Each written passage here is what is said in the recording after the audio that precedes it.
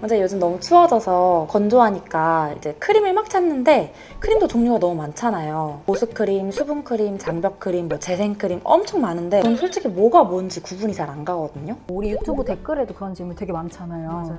근데 우리가 잘못한 것 같기도 해요. 너무 쪼개놨어. 재생크림, 장벽크림, 수분크림, 보습크림. 내가 속인 거 아닌데? 사실 엄청나게 막 딱딱딱 구분되는 거는 아니잖아요. 맞아요. 이게 실제로 제품을 보면 그냥 재생에 초점을 맞춘 크림이다 라고 해서 재생크림이라고 지어진 거고, 장벽을 튼튼하게 강화시키는 데 초점을 맞춘 성분이 더 많이 들어갔어서 그런 이름이 지은 거지, 요새는 성분이 되게 섞여 있는 경우가 정말 많아요. 무 자르듯이 뭐 이 크림이 더 좋다, 이 크림이 더 좋다 막 이렇다기보다는 성분을 볼 줄 아는 게 더 중요한 것 같아요. 딱 뭘 써야지 되는지 그걸 좀 정해주시면 좋을 것 같아요. 사실 사람마다 되게 다르긴 하잖아요. 그래도 전해드릴 수 있죠. 한번 정해드려볼까요? 일단 원장님이랑 저도 피부가 되게 다르니까 일단 우리가 뭘 쓰고 있는지를 좀 알려드리면 좀 약간 가이드가 되지 않을까?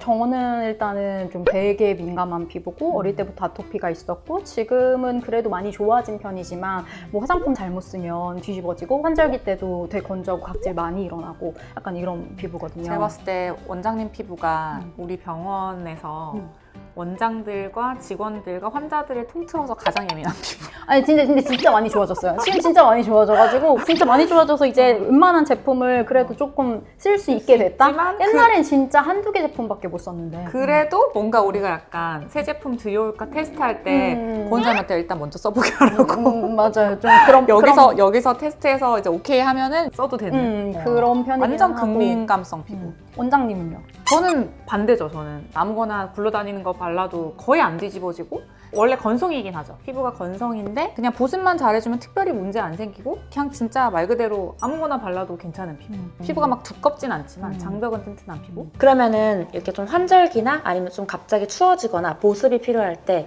자주 쓰는 제품 있으세요? 저는 이렇게 딱 찬바람 불고 추워지면은 거의 무조건 찾게 되는 제품이 있는 것 같아요. 어떤 거요? 그 중에서 저는 요거 라로슈포즈 시카플라스트 크림이거든요. 이게 밤도 있고 크림도 있는데 저는 크림이 좋고, 여름에는 사실 얘를 못 써요. 무거워가지고 못 쓰는데 건조해지고 겨울이 되면 딱 이 제품이 생각이 나고, 그리고 얘를 딱 사서 매번 쓰게 되는 것 같아요. 그러니까 이거는 저는 데일리로 쓰긴 하지만 얘는 재생크림에 해당이 되는 거죠. 성분을 보면 재생 위주의. 재생 위주. 겨울에 항상 한 2통 정도는 쓰는 것 같아요. 얼굴 붓기 이렇게 해가지고. 저는 조금 환절기가 되면 다른 계절보다는 많이 뒤집히는 편이라서 이제 평소에 쓰는 제품에서 최대한 좀 피부의 장벽 위주로, 그리고 이제 성분이 많이 들어가 있지 않은 제품 위주로 쓰려고 하다 보니까 이 제로이드 이 인텐시브 MD 크림, 제가 이제 아토피가 있다고 말씀을 드렸잖아요. 그래서 이 제품을 좀 많이 선호하는 것 같아요. 그래서 얘는 성분이 20몇 가지 정도밖에 안 들어가 있기 때문에 아무래도 성분이 적다 보니까 알러지 일으킬 확률도 상대적으로 적고, 그래서 되게 부담 없이 바를 수 있는 제품이고, 이거를 되게 오랫동안 많이 썼었고, 근데 이제 좀 요즘에 꽤 쓰고 있는 게 이게 아토베리어에서 나오는 이칭 크림이라는 건데, 원래 제가 아토베리어 제품을 몸에는 좀 발랐는데 얼굴에는 잘 안 바르는 게, 아토베리어 MD 제품이라고 하더라도 예전 제품들은 성분이 막 50가지? 이렇게 좀 많은 편이었어요. 근데 이제 성분 많은 걸 제가 선호하지 않다 보니까 환자들한테도 잘 안 드리게 되고 이랬는데, 이제 이 제품은 다시 이제 나온 지가 그렇게 오래되진 않았거든요. 기존 제품들에 비해서. 그래서 성분도 32가지로 많이 줄여졌고, 이제 이 제품이 좋은 건 아시바트랩이라는 게 들어있는데, 이게 뭔가 피부 가려움, 뭐 따가움, 민감함 이런 거를 좀 줄여주는 물질이거든요. 그래서 그런 게 좀 들어있어서 요새 조금 잘 쓰고 있고 환자분들한테도 많이 드리는 것 같아요. 그래서 이게 이름이 이칭 크림이잖아요. 아토피 있는 사람들한테 저도 많이 처방을 하고, 그다음에 이제 이게 성분이 약간 홍조 있는 분들한테도 도움이 될 수 있다 그래가지고 저는 홍조 있는 분들 보습제 필요할 때 또 이걸 좀 처방을 하게 되더라고요. 저도요. 주사 피부염 같은 거 있으신 분들한테도. 이거 좋은 것 같아요. 이 제품들은 재생이라기보다는 둘 다 장벽에 초점이 맞춰 있는데, 성분에 재생 성분 조금 들어가 있긴 하거든요. 아예 안 들어가 있는 건 아니지만 거의 장벽 성분에 초점이 맞춰 있어요. 그러면은 재생크림이랑 장벽크림은 뭐가 다른 거예요? 쉽게 말하면 재생크림은 좀 재생을 시켜주는 성분들, 뭐 예를 들면 뭐 병풀 추출물, 뭐 황제놀, UGF 뭐 이런 성분들이 들어가서 피부 재생을 시켜주는 거에 좀 초점이 맞춰진 거고, 장벽 크림은 말 그대로 피부 장벽을 보강하는 성분이 보통 뭐 세라마이드, 콜레스테롤, 지방산 이렇게 얘기를 하잖아요. 그래서 그런 성분들이 좀 잘 들어가 있는 제품들을 장벽 크림이라고 부르는 거죠. 우리가 그냥. 딱 섞여 있는 경우 되게 많다. 그렇죠. 여기에도 이 성분이 들어가 있을 수 있고. 그래서 성분을 보는 게 중요하다. 맞아요. 그래서 성분을 좀 볼 줄 알아야 돼요. 성분 얘기 근데 어려운데 어렵긴 한데 쉽게 설명해 주세요. 일단 그냥 좀 성분표를 알 수 있을 정도로만, 예를 들면 이제 재생에 이제 조금 도움이 되는 성분 중에 EGF라는 성분이 있어요. 이제 이게 표피 성장 인자라고 하는데 너무 어렵나? 하여튼 이제 이게 세포가 빨리 자라고 재생이 되는 신호를 보내는 그런 성분이거든요. SH 올리고펩타이드 1이라고 써져 있어요. 너무 어렵죠? 물론 요새는 EGF 들어있으면 EGF 들어있다고 광고가 딱 되어 있기 때문에 많이는 아시겠지만 이 성분이 어쨌든 똑같은 성분이다. 이렇게 좀 알고 있으면 화장품 고를 때 좀 도움이 되겠죠. 재생크림 성분에 많이 들어가 있는 게 병풀 추출물, 마데카솔사이드, 아시아티코사이드, 센텔라 아시아티카, 이거 지금 다 비슷한 성분이거든요. 병풀 추출물이거든요. 그러니까 우리가 병풀이 호랑이 풀이라고 해서 호랑이가 옛날에 이제 다치거나 상처가 나면 그 병풀에서 뒹굴러서 놀면서 치유했다고 해서 치유 능력이 엄청 좋은 거예요. 그래서 거기서 나온 건데 지금 말한 게 다 그 풀에서 추출된 성분들의 이름이 조금씩 성분들이 다른 건데 이런 성분들이 뭐 들어가 있는 제품들이 전부 다 이렇게 재생 기능이 있는 거죠. 그런 성분들이 좀 앞단에 보이면 이런 성분들이 많이 들어가서 피부 재생을 좀 잘 시켜주는 크림이겠구나 이렇게 이제 생각할 수 있는 거죠. 그리고 펩타이드 뭐 이런 성분들도 이게 아미노산이 연결된 건데 이것도 재생을 도와주는데 역할을 하기 때문에 이런 성분들도 들어가 있는지 확인하시면 좋을 것 같아요. 장벽 크림은 우리 피부 장벽을 구성하는 그 기름 성분들, 지질 성분들이 세콜지, 세라마이드, 콜레스테롤, 지방산이었잖아요. 세라마이드는 일단은 그것 중에서 비율이 제일 많아요. 50% 정도가 세라마이드니까. 그다음에 이제 콜레스테롤은 비율은 한 25% 정도 되는데 그 장벽에서 되게 뼈대를 구성하는 약간 그런 역할을 하고, 그다음에 지방산은 산이잖아요. 산도를 맞춰주는 역할을 하는 거거든요. 그래서 이제 세콜지가 들어가 있는 성분들을 장벽 크림이라고 생각하면 되는데, 세라마이드는 쉬워요. 뭐 세라마이드, MP, 세라마이드 뭐 어쩌고 이렇게 써 있어서 쉬운데 그게 있죠. 유사 세라마이드가 있죠. 그래서 잘 모를 수도 있어요. 근데 아까도 말했지만 요새는 이제 제품을 선전할 때 뭐 세라마이드 들어서 보습이 잘 된다 이런 식으로 사실 많이 나와 있기 때문에 이제 유사 세라마이드 들어있어도 충분히 잘 알아보실 수 있을 것 같고, 모르시겠으면 챗GPT? 여기에서 세라마이드 성분 뭐야? 약간 이렇게 정도만 물어보셔도 알려주지 않을까 싶어요. 바로 알려줍니다. 그리고 근데 이제 이게 세라마이드 하나만 들어있는 게 아니라 얘네가 3개가 다 들어있는지 보는 게 좀 중요한 것 같아요. 그러니까 다 각자 역할이 있기 때문에 하나만 고집하는 게 아니라 3개가 골고루 들어가 있는지. 콜레스테롤은 대부분 콜레스테롤이라고 써져 있는 경우가 많고요. 지방산 같은 경우에는 뭐 스테아릭 애시드, 팔미틱 애시드, 리놀레익 애시드 뭐 이런 식으로 표기되어 있는 경우가 많아요. 이것도 어려우면은 챗GPT한테 바로 알려줍니다.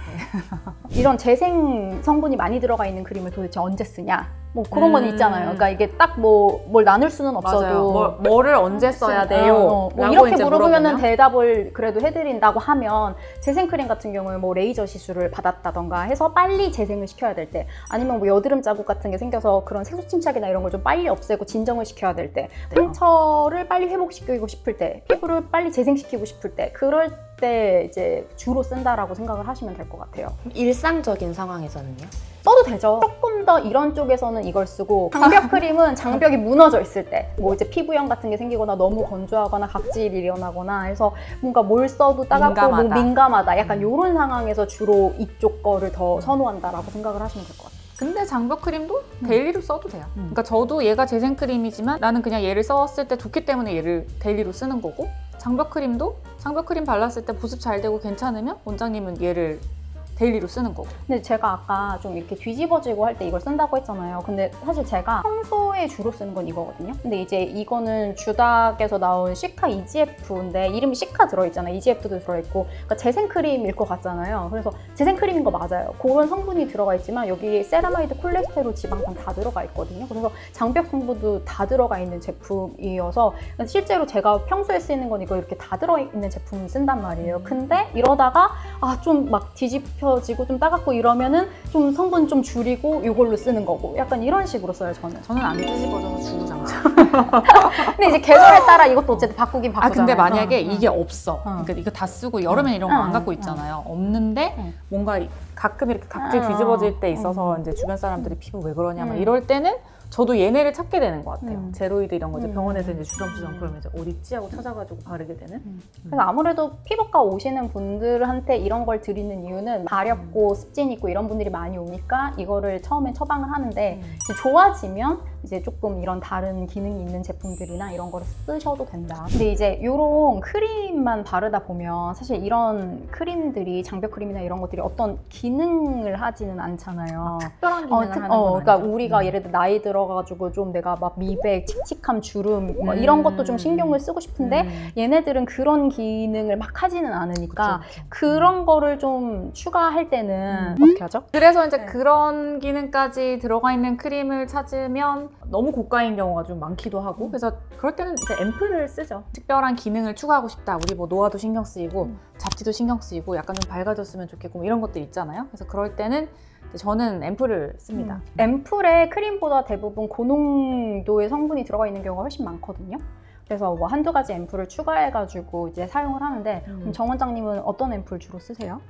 이거 맨날 너무 말해가지고 또 광고 아니냐고 할까. 저희 진짜 광고 아니에요. 근데 저희가 이제 쓰는 제품이 저는 화장품을 잘 안 바꾸는 사람이다 보니까 예민해서 그래서 계속 비슷한 제품을 쓰니까 광고인 것 같지만 광고 아니에요. 저는 뭐 쓰냐면 계속 쓰고 있는 제품은 저는 비타민C는 무조건 꼭 저도 1년 내내 쓰고 비타민C는 뭐 이거 맨날 얘기해서 피부과 의사면은 대부분 쓰지 않을까 싶긴 하거든요. C페룰릭 아니면 이거 좀 너무 비싸니까 CQ 번갈아 가면서 어쨌든 비타민C는 저는 1년 내내 안 떨어뜨리고 쓰는 것 같고 그 다음에 이제 요거 PTOX 스킨스티커즈 제품인데 이것도 이건 왜 써요? 이거는 바르면 되게 반질반질해져요, 피부. 보습의 개념이랑 또 다르게 피부가 유리알처럼 반짝반짝해지는 그런 효과를 주거든요. 여기에 이제 PHA랑 바아라는 성분이 들어있어서 뭐 각질 정리하는 기능도 있고 PHA가 수분을 끌어당기는 기능도 있고 해서 쓰면은 피부결도 좀 좋아지거든요. 왜냐면 이거 저도 쓰고 있기 때문에. 그래서 이것도 괜찮은 것 같아요. PD님이 또 쓴 템을 가지고 오라 그래가지고 뭐 여러 가지 번갈아 가면서 쓴 건 많지만 계속 또 쓰는 제품들은 이 정도인 것 같아요, 저는. 그 다음에 이제 레티노이드. 또 우리 피부과 의사인데 레티노이드 안 쓸 수 없으니까. 근데 저는 약은 바르면은 너무 잘 뒤집어져가지고 저는 화장품으로 쓰고 있고 저는 이제 레티날 쓰고 있어요. 요즘에는 닥터 디퍼런트 이것도 계속 얘기해가지고 그렇긴 한데 여튼 닥터 디퍼런트의 레티날 제품 이거 레티노이드여서 피부 안 늙게 해주고 잔주름 안 생기게 해주고 그런 역할을 해주는 거. 기능성 제품들은 이렇게 쓰고 있습니다.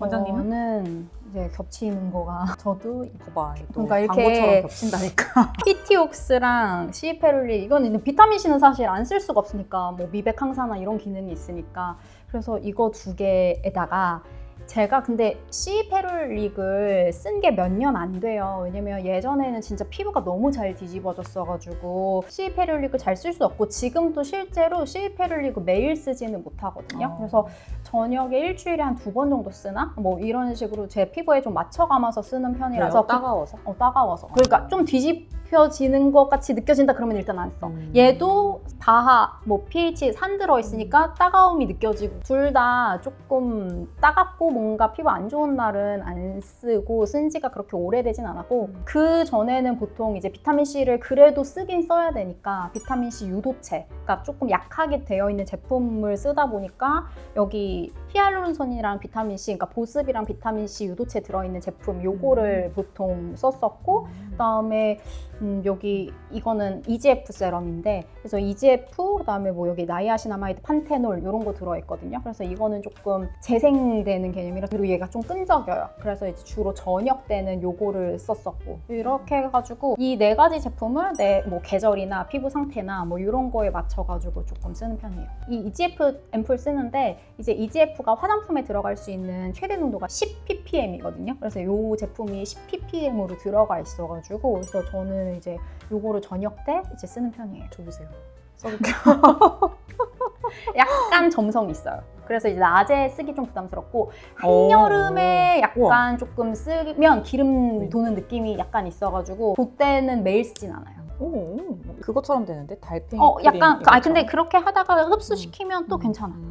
그럼 이걸 하루에 다 바르는 게 아니니까 루틴이 있으실 거 아니에요? 그냥 보통 상태의 그냥 건강한 피부다, 일상적인 피부다 이럴 때는 아침에는 이거 비타민C 세럼 요거 쓰고, 왜냐면 나 C 페룰릭 쓰면 뭔가 약간 그 끈적거리는 느낌이랑 이런 게 조금 싫어서 주로 저녁에 쓰는 편이고, 그래서 이거가 보습도 되고 좀 끈적임도 없어서 이거 쓰고 그 위에다가 그냥 EGF 크림 바르고, 그다음에 저녁에는 C 페룰릭 바르고 피티옥스 바르고 EGF 크림 바르고, 상태에 따라 약간 따갑고 조금 안 좋다 싶으면 EGF 앰플 바르고 이 크림 바르고, 내가 피부가 되게 예민하고 안 좋다? 그러면 거의 제로이드랑 아토베리아 둘 중에 이거만 이걸로 쓰고 끝? 이것만 써요. 앰플 안 쓰시고? 앰플 안 쓰고 이것만 쓸 때가 많고, 근데 진짜 가렵고 안 좋을 때는 이거밖에 안 써요. 내 피부 상태에 맞춰서 번갈아 가면서 왔다 갔다 써요. 한 7단계 정도 쪼개서.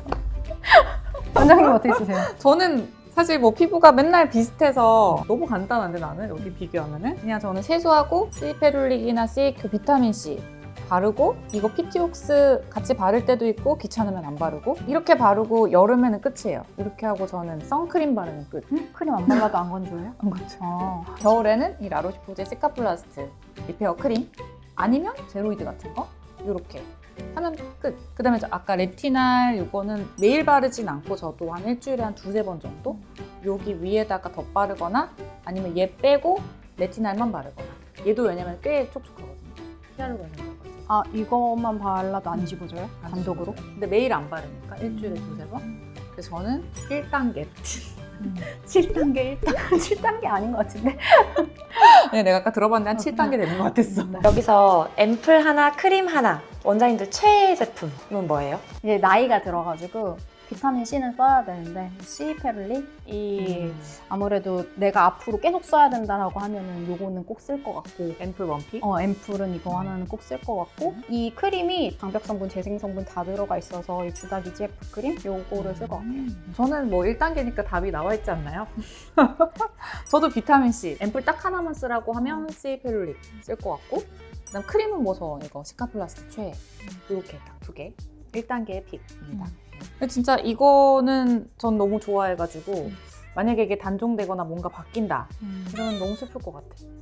원래 그렇게 집착하는 성격 아니지만 약간 얘는 진짜 좀 최애템? 어쨌든 저희가 이렇게 되게 정신없게 설명을 했지만, 그러니까 결론은 이제 들어있는 성분을 좀 볼 줄 아는 게 중요하다. 그래서 오늘 이거 보시고 쓰시는 제품 크림 보시고 성분표를 본 다음에 내가 쓰고 있는 게 재생 성분이 많이 들어있는지, 장벽 성분, 튼튼한 성분으로 되어 있는지 이런 거를 보고, 나는 이런 기능이 필요하니까 이런 성분이 더 많았으면 좋겠다, 이거를 보고서 좀 찾아보시는 재미가 있지 않을까 싶어요. 그러면 생각보다 화장대가 엄청 간단해질 수도 있어요. 여러 크림을 다 바를 필요가 없으니까. 맞아요. 그리고 오늘 저희가 크림 얘기를 많이 하기는 했는데 저희가 계속 피부 장벽 얘기를 막 많이 했잖아요. 그래서 이렇게 중요하다는 피부 장벽이 뭔지, 그리고 피부 장벽 크림에 또 어떤 게 있는지, 어떤 게 좋은지 이런 게 궁금하신 분들은 아래를 눌러주시면 안 돼요?